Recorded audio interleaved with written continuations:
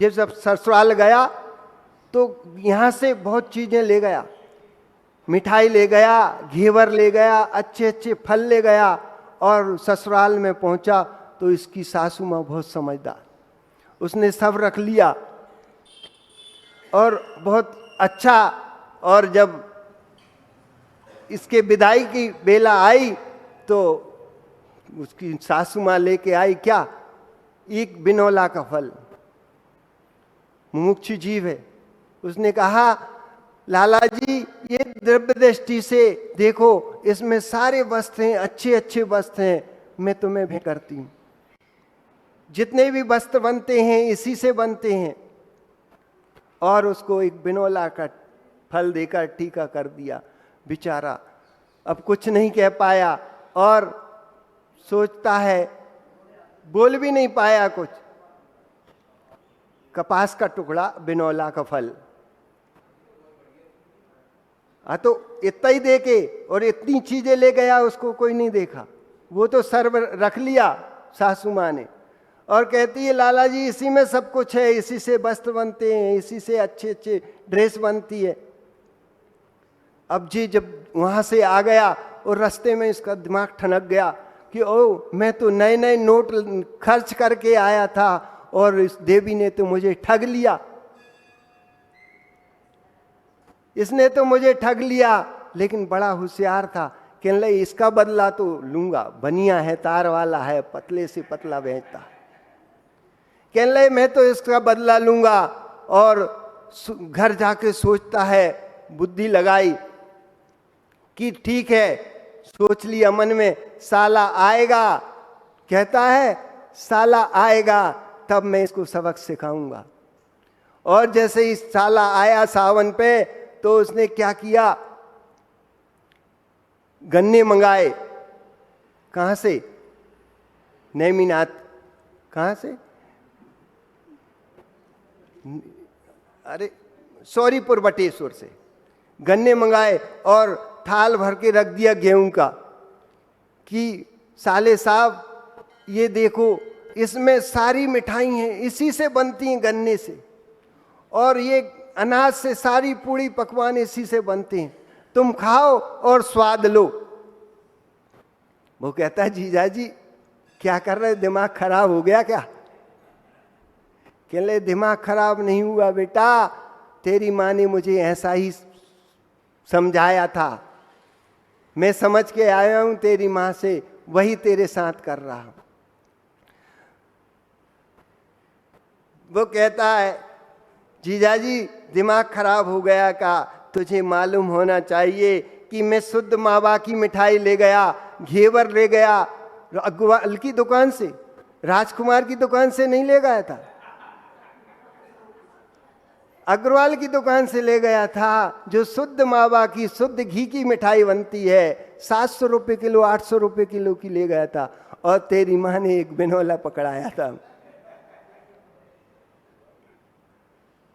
हे मुक्षु, ये द्रव्य दृष्टि स्वाद नहीं देती, स्वाद पर्याय दृष्टि ही देगी, जिसका जैसा परिणमन होगा, पूड़ी में पूड़ी का स्वाद, पराठे में पराठे का स्वाद आएगा। यदि तू पर्याय को गौण कर देगा तो सिद्धों का स्वाद संसार में आने लग जाएगा, और संसार का स्वाद सिद्धों में आने लग जाएगा। इस संकर नाम का दोष हो जाएगा, जीव जिस पर्याय में होगा उसे उसी की अनुभूति आएगी। इसलिए ज्ञानियों, घर में घूमने वाले त्रियंचों को अष्ट द्रव्य से पूजने मत लग जाना, वे पर्याय दृष्टि से त्रियंच ही हैं, नहीं तो भैया तुम कहेगा हे देवी मंदिर जाना बंद करो, हे देवी मंदिर जाना बंद करो, द्रव्य दृष्टि से तुम ही भगवान आत्मा है और मैं भी भगवान आत्मा हूं, तू मेरी आरती उतार मैं तेरी आरती उतार। ऐसा मत कर देना। और द्रव्य दृष्टि को इसलिए जानना, जैसे गेहूं से पुड़ी को जान करके उसकी प्रक्रिया करके पुड़ी बना लेते हो, ऐसे ही वर्तमान की अशुद्ध पर्याय में सिद्ध पर्याय, शुद्ध पर्याय को जान करके असत्य से सत्य की खोज करके निज के भगवान को प्रकट कर लेना, इसीलिए द्रव्यानुयोग है। इसलिए द्रव्यानुयोग है। जयवंत हो आचार्य विशुद्ध सागर जी महाराज, वे इतनी मेहनत ना करते। कितनी मेहनत की उनके गुरु ने की और हमारे गुरु विशुद्ध सागर ने की, कि आपको ऐसे ऐसे रत्न दे दिए। ये द्रव्य दृष्टि है कि इनमें भी भगवान देख लिया। जयवंत हो आचार्य विशुद्ध सागर मुनि महाराज। अब आप देख रहे हो कि यहां आप क्या सुनने आए हो? रामायण, जैन रामायण सुन रहे, रामचरितमानस को सुन रहे हो। वही सुनने के, वही का सार थोड़ा सा तत्व चिंतन किया और एक कविता के रूप में गुंथन किया। बन बन घूमे बनराई, किसी की चले ना चतुराई। ये राजा दशरथ के मन में क्या भाई? ये राजा दशरथ के मन में क्या भाई? राजमहल को छोड़कर चले दो ही भाई।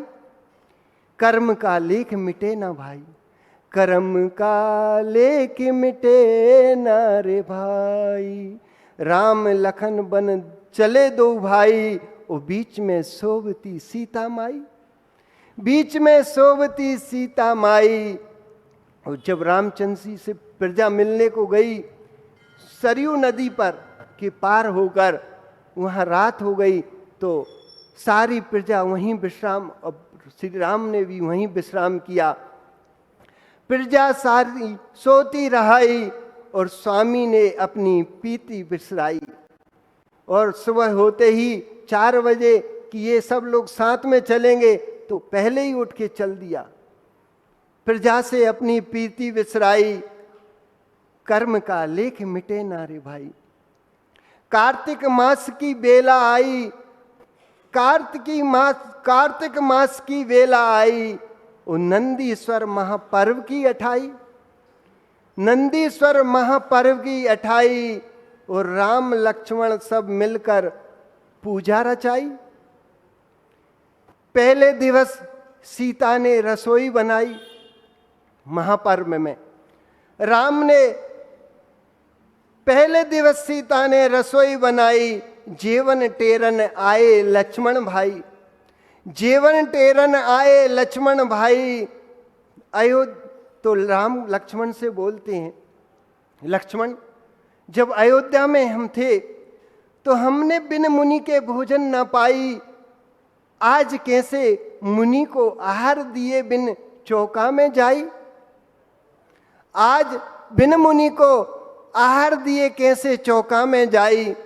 तो लक्ष्मण से राम ने कहा, लक्ष्मण भाई यदि यहाँ मुनिराज हो तो तुम जंगल में देख के आओ। यदि मुनिराज मिल जाए तो हम उनका पड़गाहन कर लें। सही बात है। तो लक्ष्मण जी इधर उधर देखते हैं, कुछ नजर नहीं आ रहा भाई।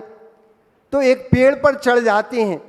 वो पेड़ पे चढ़कर देखते हैं, वहां से आवाज आती है, भैया एक मुनिराज ऐसा लग रहा है कि अंजुली लगाकर इसी ओर आ रहे हैं। और रोमांचित हो जाते हैं दोनों भाई और सीता जी को बुलाया।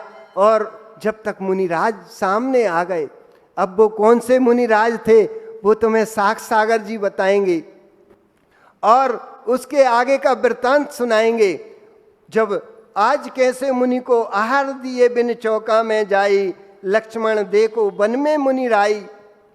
तो रामचंद्र और सीता ने वन में किया पड़गाहन मुनिराई। और चौका में खोते हैं, चौका में खुश होते हैं सीता माई। आहा वन में आज मुनिराज को आहार, क्या पुलकित आनंद। ऐसे रामचंद्र जी थे। उनकी रामचंद्र जी की जो कथा आप सुनोगे, उस वृत्तांत को आज सुनोगे साक्षात जी के मुख से कि कैसी घटना घटती है, वो आज घटना हमें सुनाइए। बोलो परम पूज्य आचार्य भगवान विशुद्ध सागर मुनिराज की।